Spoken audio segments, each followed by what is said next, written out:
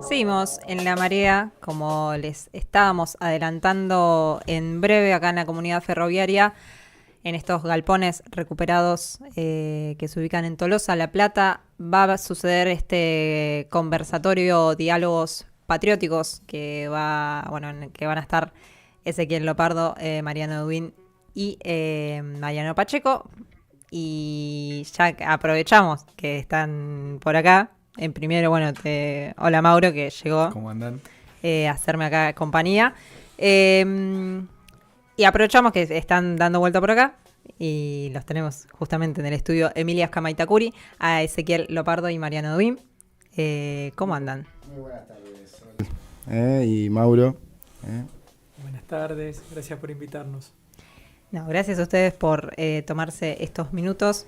Son igual invitados ya del caso, es compañero de la organización, así que transita bastante este seguido. Es la primera vez que me invitan, ¿La primera vez que te invitan? Luego el pase de factura. Menos mal que fue en La Marea. Pero vos estuviste... Sí, yo estuve. Sí, estuvo en La Marea también por la presentación del libro. Sí. Último libro que sacaste. Pero hoy no vamos a estar hablando de ese libro, vamos a estar charlando de lo que va a ser este conversatorio. ¿Cómo sería? ¿Charla, debate? Sí, un diálogo, como dice Diálogos Patrióticos. Vamos a la idea, justo recién estábamos hablando con Mariano, y la idea es, en cierto sentido, conversar un poco, haciendo un reconto histórico del movimiento popular, llegar al estadio actual y de ahí empezar a pensar cuáles son algunas de las pistas que podemos tener como movimiento popular para poder no solamente generar un proceso de resistencia, sino un proceso creativo de construcción de poder. Entonces, por ahí quizás la vuelta, no sé si lo lograremos, pero la intención sería esa. Vienen como discutiendo esto de pensar o proponer estos debates en el marco de los diálogos patrióticos. ¿Por qué ponerles diálogos patrióticos?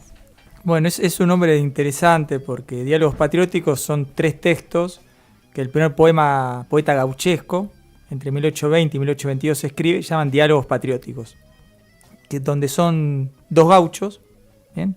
Contreras y Chano, que te toman mate, hablan de caballo, están haciéndose un asadito, discuten el avance de la revolución con una visión muy crítica, ¿no? Una visión de las clases populares, viendo de que lo que San Martín está logrando en el campo de batalla en términos de la liberación y la independencia no se está concretando en términos de libertades, justicias populares.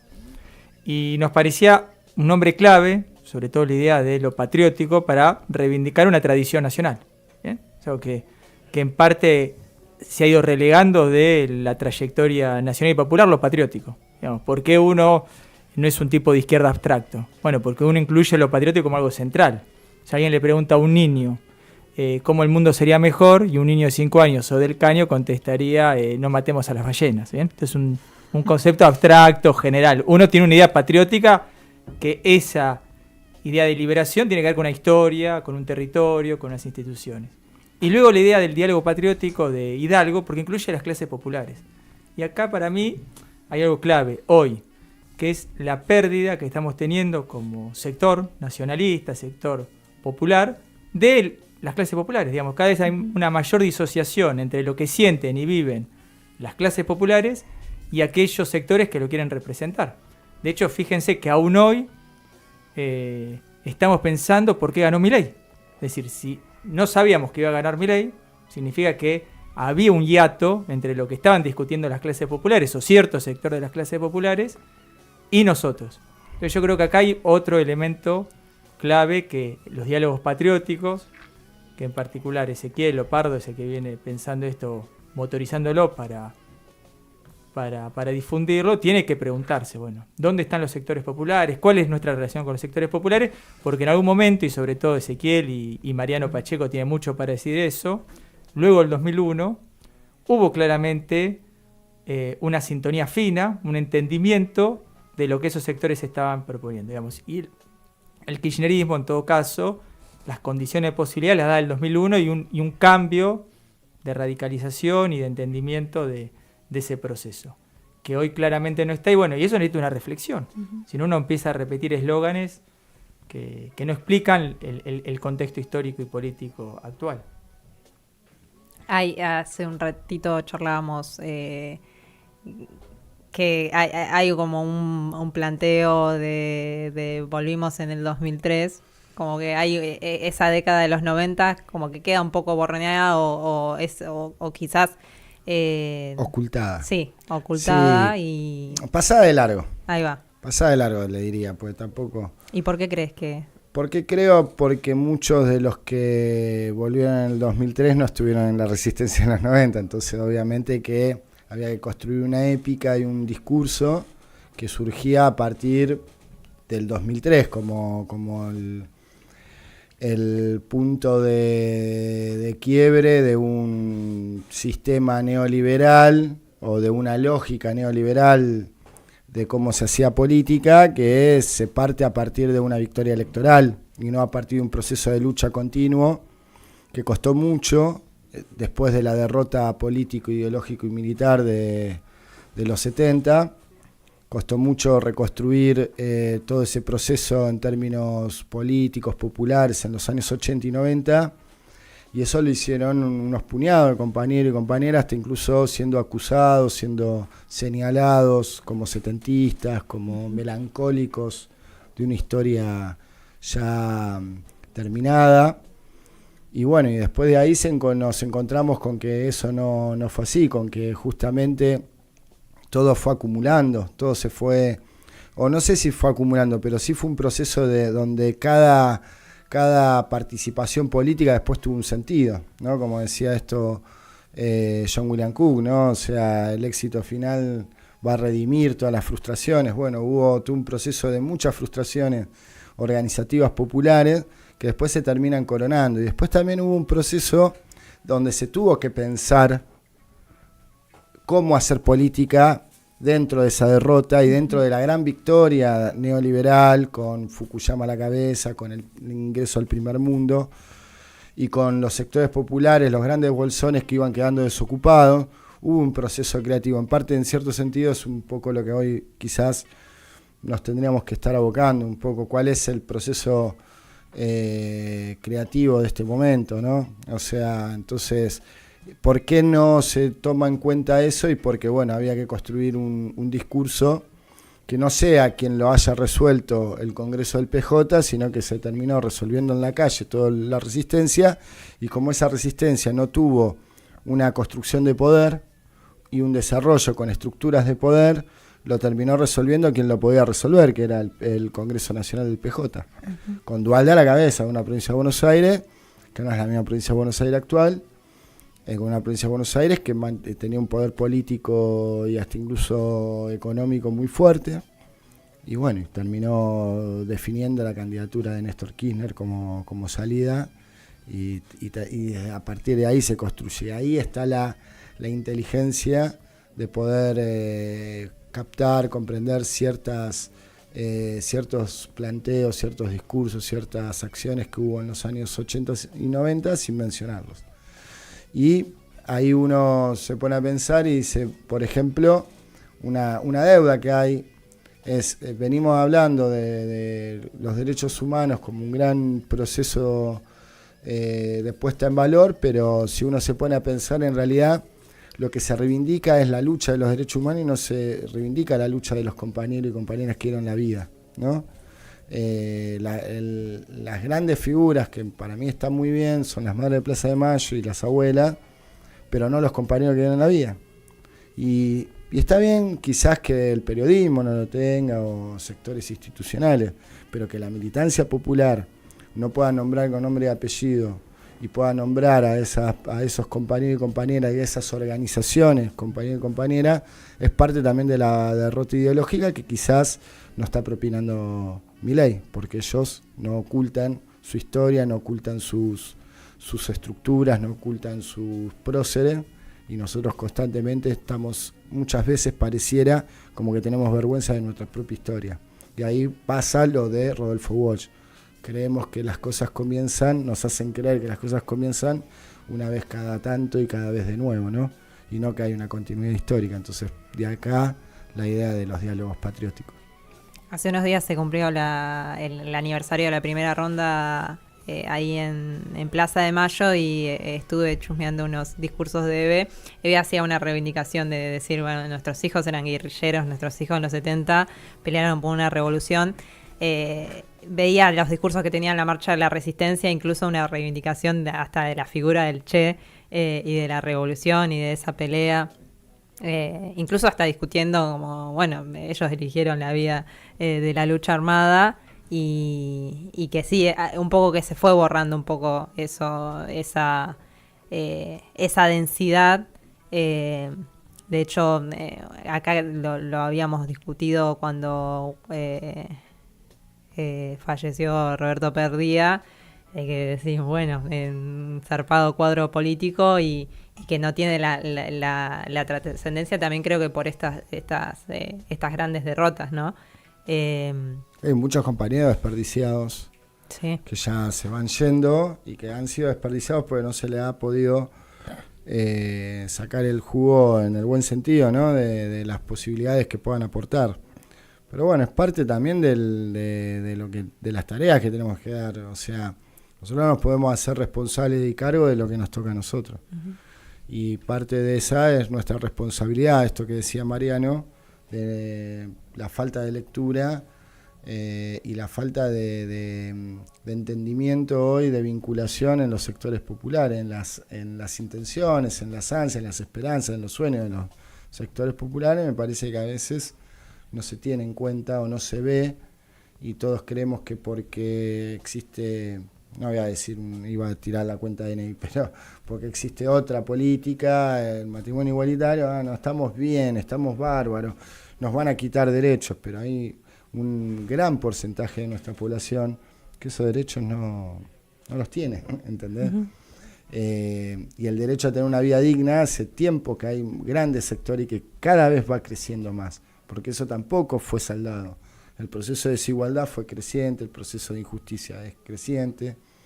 Entonces, me parece que va por ahí el tema. Pero bueno, en cierto sentido charlaremos, veremos, indagaremos. Sí. Vos sos docente, Mariano. Yo soy ¿En docente. escuela secundaria? Sí. Sí. ¿Qué onda con la juventud? Porque también hay una discusión en base, bueno, ¿quiénes hoy están convocando a la juventud, no? ¿Cómo y por qué un tipo como Milei con el proyecto que viene a representar está acaparando? Hoy las fiestas electrónicas. O las fiestas también. Los after hours. Los after. Miren, ya que dije lo de salvemos a las ballenas, voy a volver a traer una imagen algo incómoda, que el otro día hablaba con los alumnos y de los grandes temas de la vida, ¿no? Uh-huh. Dios, la patria, qué es la muerte. Y los chicos me decían, qué raro que ustedes miren, lo cual a mí me hizo sentir mucha vergüenza en términos de qué representa mi sector político. Me dijo, con mucho respeto esto lo digo, me dice, qué raro, profe, que usted habla así y habla normal. Yo digo, ¿cómo que hablo normal? Y profe, usted no dice, hola chiques. Dice, ¿y acá somos todos? Dice, en vez nos tratan de boludo, dice. Claro, y hubo algo, y yo eso hace años me costaba decirlo, que yo veía sectores populares, recurtidos, ¿viste? Repodridos de todo. Yo siempre ese trabajador, digo, el trabajador polpotiano, ¿no? Que quieren matar a todos, no importa. Quieren matar a Pablo Roca y quieren matar al rastrero del barrio, ¿no? Es esa sensación de que hay un gran problema, un gran desorden de la vida social y cree que tiene que haber un gran reseteo violento, ¿no? Entonces, ese es un poco a veces el sentimiento popular, ¿no? Que no. Y uno llega ahí, como tipo, ustedes son mucho más jóvenes, ¿no? Vos en particular, pero tal vez lo escuchaste, Pablo el rockero, ¿no? Que dice, hola chiques, y bueno, y ahí había algo de un hiato lingüístico. O sea, nuestros cuadros, en el modo de hablar, en el modo de expresar, no representaban. Después, obviamente, es un debate cómo tenemos que representar esos sectores. Porque también es cierto que Milei representa muy bien a un modo de hablar hoy en las redes, y eso obviamente nosotros no lo queremos hacer. Eso estamos todos de acuerdo. Pero tampoco quedar afuera de los sectores populares. Y en términos arquetípicos de una identidad nos hemos convertido en algo un poco payasesco, ¿no? Para ciertos sectores. Y eso es preocupante. Porque, digamos, al peronismo se le puede decir muchas cosas, pero nunca se le puede decir que no representaba a los sectores populares. Y hoy eso está en debate. ¿Bien? De hecho, una cosa que no se dijo y hay que decir es que si la derecha iba unida en Provincia de Buenos Aires, se perdía Provincia de Buenos Aires. No es que se arrasó en Provincia de Buenos Aires. Si la derecha iba unida en Provincia de Buenos Aires se perdía. Entonces, esto es algo para pensar. Utilizo una imagen un poco polémica, un poco para abrir el debate y también ríanse de mí, ¿viste? ¿Quién sos vos, viste? Sos el hombre de las siestas, ¿no? ¿Viste? Hablo como Ho Chi Minh y detrás mío no tengo ningún ejército. Pero sí me preocupa en términos culturales porque hemos creado una imagen que nos representa de modo liberal, con debates culturalistas, hablando de un modo que representa como la cosa cheta. Y eso a veces que sí es a considerar. Sobre todo si queremos representar a los sectores populares. Hace poco me hiciste acordar, yo laburo en el campo de la salud mental y un colega me decía que iba a dar charlas, creo que en el Nacional, para dar ESI, Educación Sexual Integral, y que en general lo que le decían es, no nos calienta tanto hablar de ESI, nos gustaría hablar de depresión, de ansiedad, de compañeros angustiados, compañeros que se cortan, suicidio, queremos hablar de salud mental. Entonces me quedé pensando en esto que decías de la creatividad, claro. O en esto de escuchar, digo, el ejercicio de poder escuchar, qué pasa ahí. ¿No? Por eso digo, en esto de, creo que a veces todos caemos, ¿no? Como en una generalización, ¿no? Incluso con los jóvenes varones, ¿no? Claro. Todos los pibes quieren ser millonarios. Bueno, no sé, qué sé yo, capaz que hay que ir a escuchar un poco más allá, ¿no? Sí, en realidad lo que hay que ofrecer es una posibilidad, en principio. O sea, la política hoy tiene la deuda, ya sea la política institucional o la política popular, así como el proceso de organización, como puede ser una comunidad ferroviaria, un sindicato, los distintos espacios colectivos que se van organizando, tienen que poder proponer un camino. O sea, nadie se suicida porque sí. O sea, y uno dice, pero votaron a Milei. Y dice, no, ellos creyeron que era el camino de lo que plantea Mariano.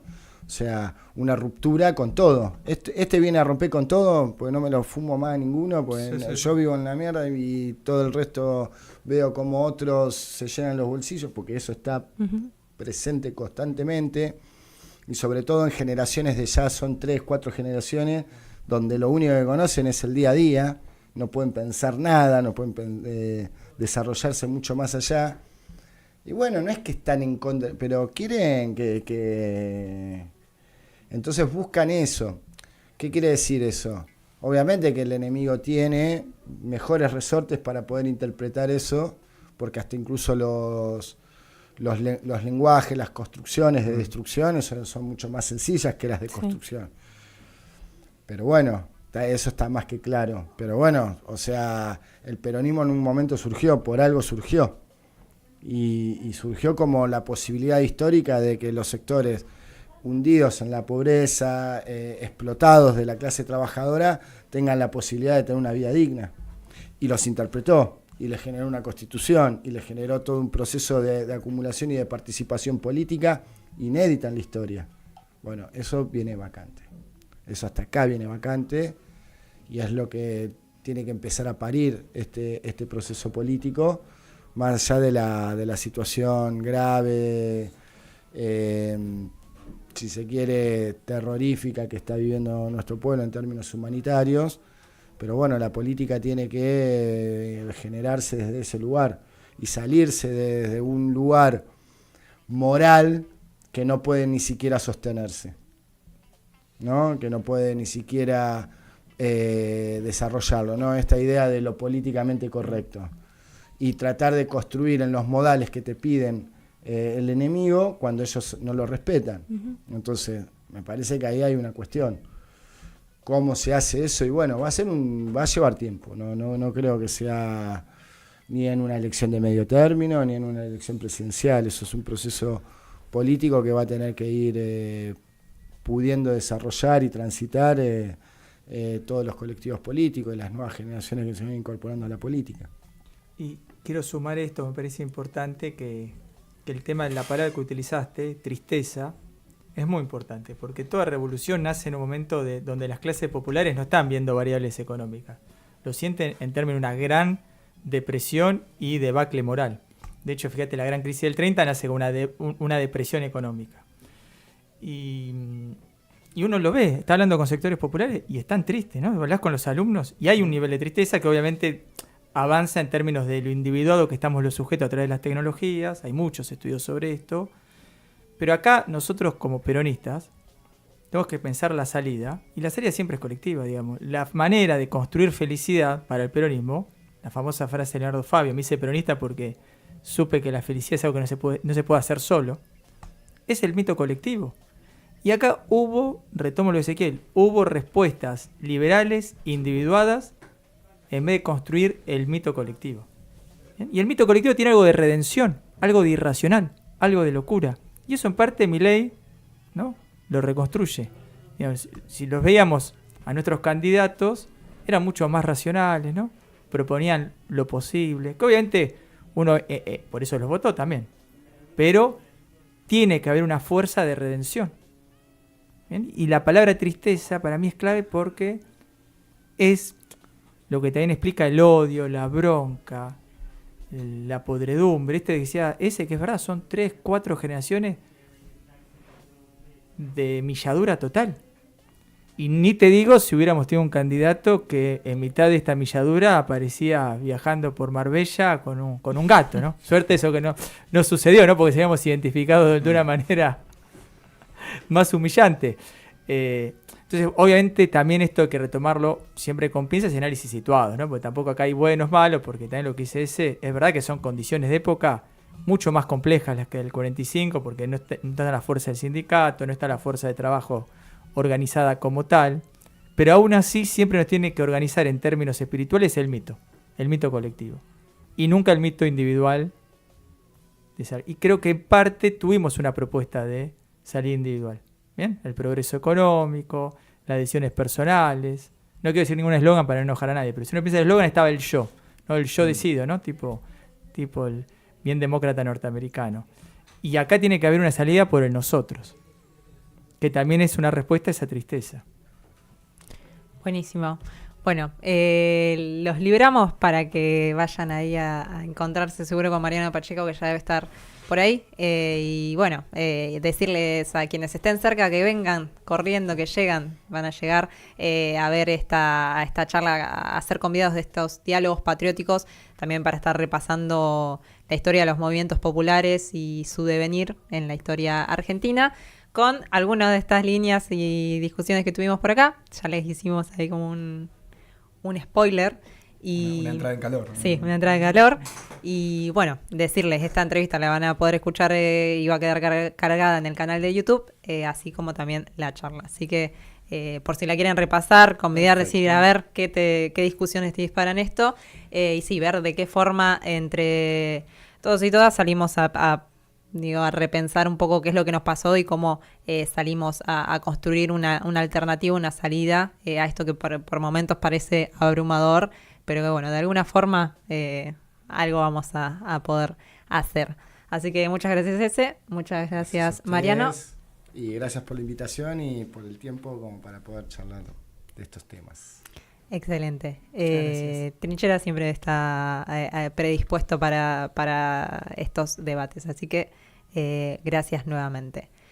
Luca, vamos a un tema y seguimos con más de La Marea. Muy adentro del corazón donde palpita